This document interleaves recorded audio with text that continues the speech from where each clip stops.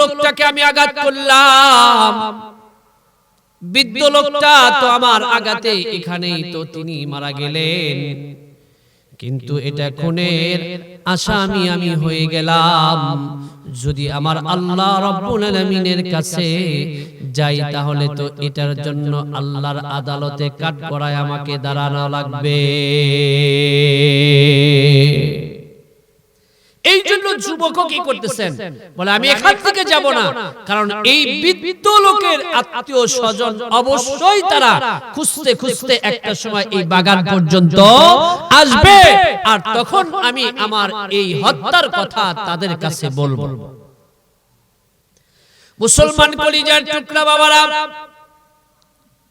এইবার আল্লাহর বান্দা বসে রইলেন তার ওয়ারিসান খোঁজার জন্য, তার ওয়ারিসান পাওয়ার জন্য আল্লাহর বান্দা বসে রইলেন। ঠিকই যখন সন্ধ্যা ঘনিয়ে আসলেন, সন্ধ্যা ঘনিয়ে আসার পরে তার সন্তানগুলা চিন্তা করতেছে, না হারে আমাদের বাবা তো বৃদ্ধ মানুষ, খেজুরের বাগান দেখতে গেল, না জানি কিছু হলো কিনা। সন্ধ্যা ঘনিয়ে আসলো, এখনো পর্যন্ত তো আমাদের বাবা আসলো না।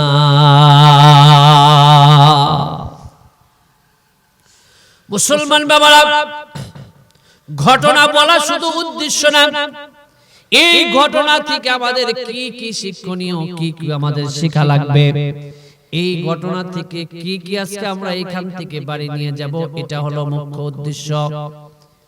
যুবক চাইলে পালায়া যাইতে পারত, যুবকরে কিন্তু কেউ ধরতে পারত না। বৃদ্ধ পালায়া যাইতে পারত, বৃদ্ধরেও কেউ ধরতে পারত না। কিন্তু শুধুমাত্র আমার আল্লাহ রাব্বুল আলামিনের ভয়ে কেউ সরে না। এবার মুসলমান বাবারা, কলিজার টুকরা বাবা, ও যুবক ভাইরা, যুবক বসে আছে, সন্ধ্যা যখন ঘনিয়ে আসছে, বৃদ্ধ লোকের সন্তান দুইখানা চলে আসছে। আসার পরে দেখে কি ব্যাপার, তাদের খেজুরের বাগানের মধ্যে একটা ঘোড়াও মরে পড়ে আছে, তাদের বাবা ওই জায়গায় মরে পড়ে আছে। এইবার ওই সন্তানগুলা ডাক দিয়ে বলতেছেন, আমার বাবাকে কে হত্যা করলো, আমার বাবাকে কে মারলো।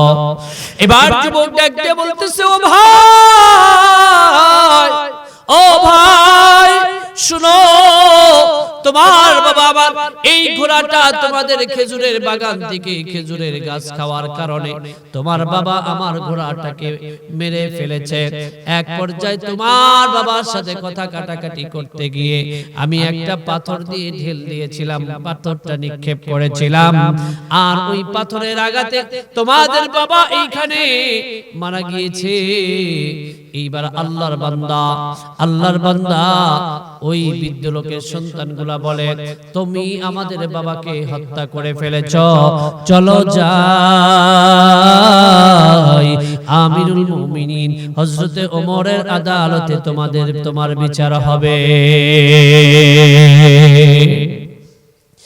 ও মুসলমান আল্লাহর বান্দা, মুরব্বি বাবারা, ও যুবকের দলেরা, দিলটা লাগাইয়া ও পর্দানিশীন কলিজার টুকরা মা, কলিজার টুকরা মারা ঘটনাটা বড় দিল লাগাইয়া কথাগুলো শ্রবণ করেন। এই দুনিয়া আমি আসছি, আপনিও আসছেন, একদিন আমি চলে যাব, একদিন আপনিও চলে যাবে। মসজিদের মাইক দিয়ে এলান হবে, অমুকের সন্তান অমুক দুনিয়াতে নাই। ওই সময় কিন্তু আমার আপনার কেউ বলবে না অমুককে নিয়ে আসো, বলবো লাশ নিয়ে সামনে আসো, লাশটার একটু দক্ষিণ দিকে সরাইয়া দাও, লাশটার একটু উত্তর দিকে সরাইয়া দাও। এ মুসলমান, মরার সঙ্গে সঙ্গে দুনিয়ার মানুষগুলা কিন্তু আমার আপনার নামটা পর্যন্ত ভুলে যাবে। এ মুসলমান, এই জন্যই তো আল্লাহ পাক রব্বুল আলামিন বললেন, কু আনফুসাকুম ওয়া আহলিকুম নারা, তুমি আগে জাহান্নামের আগুন থেকে নিজে বাঁচো। ও কলিজার টুকরা আব্বা জানেরা, আমাদের বয়স তো কম হলো না, আমাদের দাড়িগুলা পেকে গেছে, আমাদের মোজগুলা পেকে গেছে, আমাদের বুড়ুগুলা পেকে গেছে, আমাদের মাথার চুলগুলো পেকে গেছে, এগুলা আমরা মনে করি পেকে গেছে। না না, শুধুমাত্র পেকেই গেছে তা না, একটা চুল পাকলে আল্লাহ তাআলার আল্লাহ পাক রব্বুল আলামিন আমাকে আপনাকে সতর্ক বার্তা দেয়, বান্দা তোমার চুল কিন্তু পেকে গেছে, মনে রাখো তোমার যৌবনকাল শেষ হয়ে গেছে, শিশুকাল শেষ হয়ে গেছে, যৌবনকাল শেষ হয়ে গেছে। এই বান্দা চুল পাকতে শুরু করছে, এখন কিন্তু আর বেশি দিন তুমি দুনিয়ায় থাকতে পারবা না। এ কলিজার টুকরা বাবারা, এই দুনিয়া ছাইরা আমি আপনি কবরে যাব, কবরে যাওয়ার পরে কেউ কিন্তু আমার আপনার কবরে আর প্রতিদিন খোঁজ নেওয়ার জন্য কিন্তু কেউ যাবে না। ওই যে মৃত্যুর পরে কয়েকদিন যাবে, 2-3 দিন যাবে, আর একটু পানি ছিটাইয়া দিয়ে আসবে। এ মুসলমান, এরপরে কিন্তু আমি আপনি কেউ কিন্তু আর কবরের কাছে যাই না। ওই বাবা, যেই বাবা এত চিন্তা, এত চিন্তা, এত ফিকির, সন্তানকে নিয়ে এত চিন্তা, ওই বাবা কবরে যাওয়ার পরে ওই সন্তান কিন্তু বাবাকে নিয়ে এত চিন্তা করে না। এ মুসলমান আল্লাহর বান্দারা, বলতেছিলাম এই যুবককে এইবার ওই বৃদ্ধ লোকের 2 সন্তান নিয়ে ওই বৃদ্ধ লোককে নিয়ে চলে গেলেন, দাফন করলেন। এবার এই যুবককে নিয়ে আমিরুল মুমিনিন হযরত ওমর ফারুক রাদিয়াল্লাহু তাআলা আনহুর আদালতে আল্লাহর বান্দাকে যখন তার কাঠগড়ায় দাঁড় করালেন, হযরত ওমর ডাক দিয়ে বলে, আল্লাহর বান্দারা শোনো কি হয়েছে বলো। এইবার আল্লাহর বান্দা বৃদ্ধ লোকের সন্তান 2টা ডাক দিয়ে বলে, আমিরুল মুমিনিন, এই যে যুবককে দেখতেছেন, এই যুবক আমার বাবাকে হত্যা করেছে। আমরা আপনার আদালতে বিচার দায়ের করলাম, আমার বাবার হত্যাকারীর বিচার আপনার আদালতে দায়ের করেছি, আপনি আমার বাবার হত্যার বিচার করেন। হযরত আমিরুল মুমিনিন হযরত ওমর ডাক দিয়ে বললেন, এই যুবকেরা শুনো, তোমাদের বাবাকে যে হত্যা করেছে এর জন্য কি কোনো সাক্ষী তোমরা আনতে পেরেছো? এবার 2টা যুবক ডাক দিয়ে বলে, বৃদ্ধ লোকের সন্তানগুলো ডাক দিয়ে বলে, না আমিরুল মুমিনিন, আমাদের কোনো সাক্ষী নাই। এবার আমিরুল মুমিনিন বলে, এই যুবকেরা, সাক্ষী ছাড়া আমি কেমনে বিচার করব? এবার ওই যুবক ডাক দিয়ে বলে, আমিরুল মুমিনিন, কোন ধরনের সাক্ষী লাগবে না গো আমিরুল মুমিনিন, আমি নিজের হাতে পাথর নিক্ষেপ করে এই যুবকদের বাবাকে হত্যা করেছি।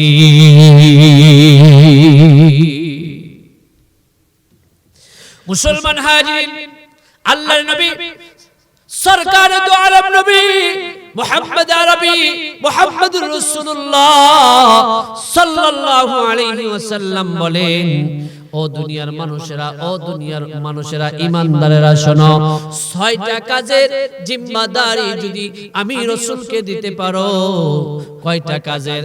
6টা কাজের জিম্মাদারি যদি তোমরা আমি রাসূলকে দিতে পারো, তাহলে আমি রাসূল তোমাদের জান্নাতের জিম্মাদারি দিয়ে দিব। সুবহানাল্লাহ বলে, কয়টা কাজের? কয়টা কাজের?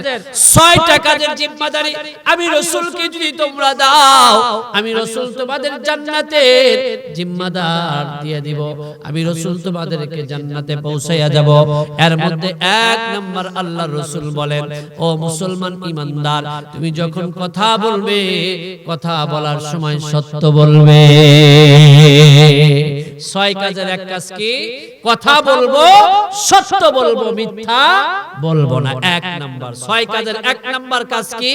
যখনই কথা বলবো তখনই কি বলবো? সত্য বলবো। তাহলে এই যুবকের মধ্যেও আল্লাহর ভয় থাকার কারণে সে মিথ্যা বলতে পারে নাই। সে কি বলছে? সত্য বলছে। আল্লাহ বলে, সুম্মাস্তাকামু ওয়ালা তাহজানু ওয়া আবশিরু ওয়ালা তাখাফু ওয়ালা তাহজানু ওয়া আবশিরু বিল জান্নাতিল্লাতী কুনতুম তুআদুন। আল্লাহ কি বলছেন? যে আমি আল্লাহ, যে আমার পালনকর্তা আল্লাহ স্বীকার করে যদি আমরা কি করি? অবিচল থাকি, আল্লাহ বলেন তার ভয় নাই। এই যুবকের কথাটা এই ঘটনার থেকেই ভয় যে নাই, কেন আল্লাহ ভয় নাই বলছেন, এটা থেকে, এই ঘটনার থেকে এটাও আমাদের কি বুঝে আসবে। এবার আমিরুল মুমিনিন বলতেছেন, এই যুবক, তুমি নিজেই হত্যা করেছো? বলে, হ্যাঁ। তাহলে হত্যার পরিবর্তে তোমাকেও হত্যা করা হবে। আল্লাহ রাসূল বলছেন কি 6 কাজ। কয় কাজ? এক কাজ কি? যখন কথা বলবো সত্য বলবো। 2 নাম্বার আমানত যথাযথভাবে কি করব? আদায় করব। আমানত। আমার কাছে কেউ যদি মোবাইলটা রাখে যে হুজুর আমি আপনাকে মোবাইল রাখলাম, ধরেন এটা টাকা 10 টাকা, হুজুর এই 10 টাকা আপনার কাছে আমানত রাখলাম, এই 10 টাকা আমাকে দিতে হবে, এটা খরচ করে আরেকটা 10 টা আমারে দিবেন, এটা আমানতের খিয়ানত। এটা কি? আমানতের খিয়ানত। আমানত হলো আপনাকে যেভাবে বুঝায় দিবে আপনি ওইভাবেই আবার আমানতটা কি দিতে হবে? বুঝায় দিতে হবে। তাহলে 2 নাম্বার কি করতে হবে? আমানতের খিয়ানত করা যাবে না। 6 কাজের 2 কাজ। এক কাজ হলো কথা বলবো, সত্য বলবো। 2 নাম্বার কাজ হলো আমানত যথাযথভাবে কি করব? আদায় করব। এখন এই যুবক ডাক দিয়ে বলে আমিনুল মুমিনিন, একজন লোককে আমি হত্যা করে পালাই নাই, কারণ আল্লাহ পাকের ভয় আমার দিলের মধ্যে আছে, সত্য বলেছি। 2 নাম্বার কাজ হলো আমানা। আমিরুল মুমিনিন, কিছু মানুষ আমার কাছে আমানত রেখেছে, যেই আমানতগুলো আমি আমার বাড়িতে রেখে এসেছি, আমার বিবি জানে না, আমার মা জানে না, আমার সন্তানাদি জানে না আমানতগুলো কার। আমিরুল মুমিনিন, যদি আমানতগুলোও যদি যথাযথভাবে তাদের কাছে পৌঁছায়া না দেই, তাহলে তো আমাকে আল্লাহর আদালতেই দাঁড়ানো লাগবে। আমিরুল মুমিনিন ডাক দিয়ে বলেন, যুবক কি বলতে চাও বলো। যুবক এবার ডাক দিয়ে বলে, আমিরুল মুমিনিন মাত্র কয়েকটা দিনের জন্য আমাকে ছুটি দেন, রুখসত দেন।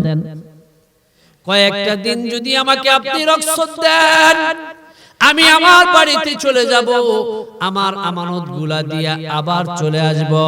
আমিরুল মুমিনিন বলে, সম্ভব না। যদি তোমার স্থলাভিষিক্ত কাউকে জিম্মাদার বানায়া যাইতে পারো, যদি কোনো জিম্মাদার তোমার পরিবর্তে বানায়া যাইতে পারো, আমাদের মধ্যে জিম্মাদার হয় কিনা বলেন? টাকা ধার নিলে আপনারাও জিম্মাদার হন। আমিরুল মুমিনিন বলেন, এই যুবকের ফাঁসির আদেশ হয়ে গেছে। এই যুবক যাওয়ার পরে যদি আর না আসে, তাহলে তো এই 2 যুবকের কাছে আমি আমিরুল মুমিনিন ওমর অপরাধী হয়ে আল্লাহর আদালতে আমি ওমরকে দাঁড়াতে হবে। আল্লাহ ইত্তাকুল্লাহর ভয় দেখছেন, আর যেমন কি বাদশা তেমন তার প্রজা। আমিরুল মুমিনিন হযরত ওমর বলেন, একজন জিম্মাদার বানাও। এবার জিম্মাদার কে হবে? যুবক চোখের পানি ফেলে ফেলে কান্দে। যুবকের চোখের পানি দিয়ে দাড়ি মোবারক যুবকের ভিজে যায়। আহারে, এত দূর আসছি, আমার ভাই নাই, আমার বাবা নাই, আমার আত্মীয় স্বজন কেউ নাই। এই বিপদের সময় আমার জিম্মাদার কে হবে? আমার জিম্মাদার কে হবে? আহারে, জিম্মাদারও পাবো না, আমি আমার আমানতও পৌঁছাইতে পারবো না।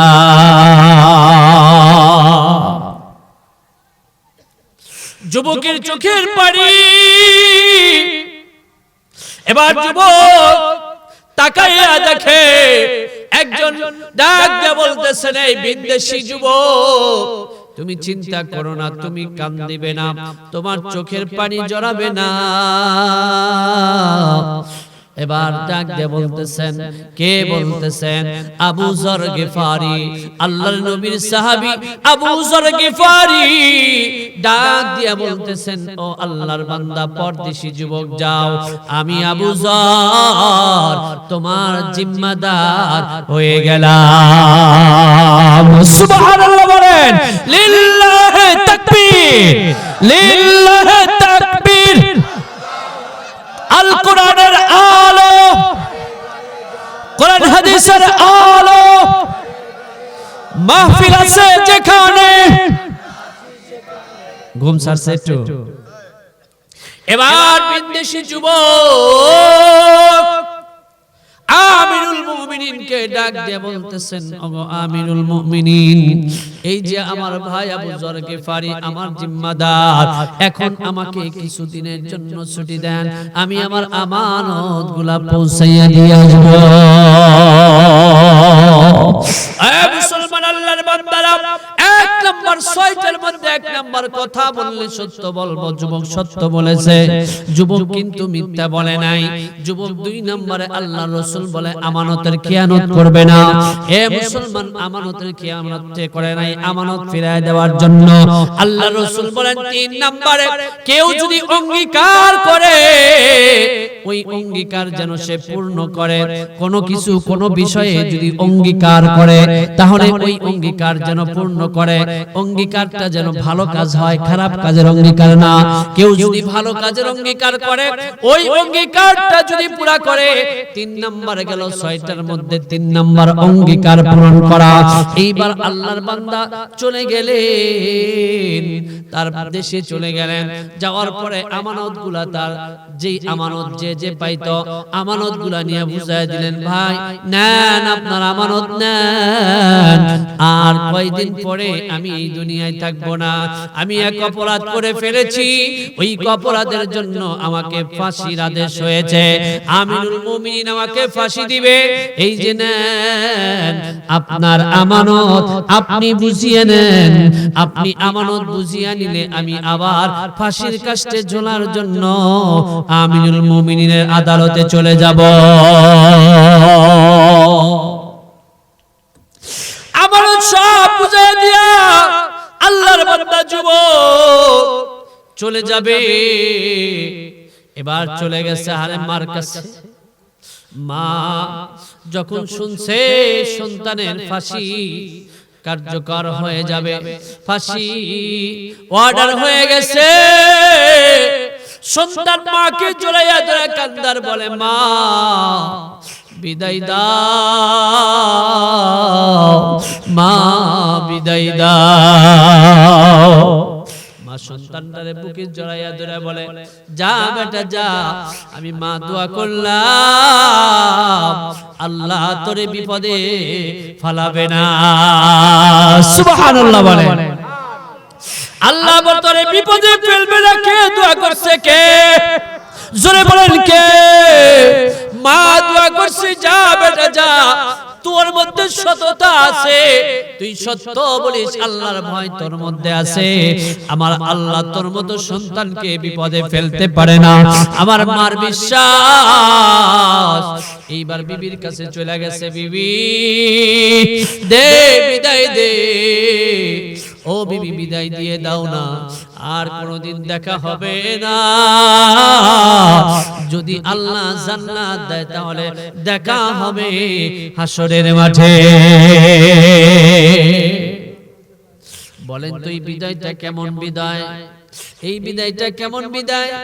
কাহারে কেউ কারো কারো কারো চোখে পানি ছাড়া নাই, বিবিও কান্দে, সন্তানগুলো কান্দে, সন্তানদের বুকে নিয়ে এই যুবক আর পানি কি ধরে রাখতে পারে? রাখতে পারে না। যুবকও কান্দে, সন্তানগুলা কান্দে, মা কান্দে, বিবি কান্দে। মা দোয়া করে, যা বেটা যা, আমার আল্লাহ তোর এই বিপদে ফেলবে না। মুসলমান কলিজার টুকরা বাপ, ও মা তুমি এমন সত্যবাদী মা হও, দেখবা তোমার সন্তান সত্যবাদী হবে। মা তুমি নেককারিনী মা হও, দেখবা তোমার সন্তানটা নেককারিনী হবে। এ মুসলমান, কথায় কথা আসে না বলে পারি না, লম্বা ঘটনা আমি বলবো না।